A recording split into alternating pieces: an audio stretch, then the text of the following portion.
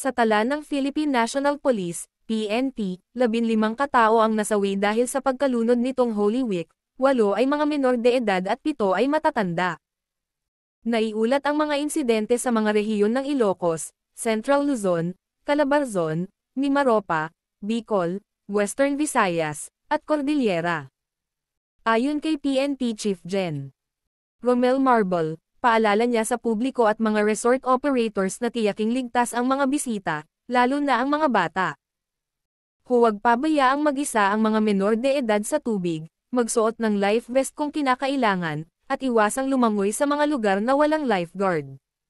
Sa kabuuan, 28 insidente ang naitala ng PNP nitong Holy Week, kabilang dito ang 16 na kaso ng pagkalunod. 2 aksidente sa kalsada, sa Metro Manila at Cagayan Valley, 1 kaso ng panununog sa Negros Island, at 3 sunog sa Metro Manila, Eastern Visayas, at Zamboanga Peninsula.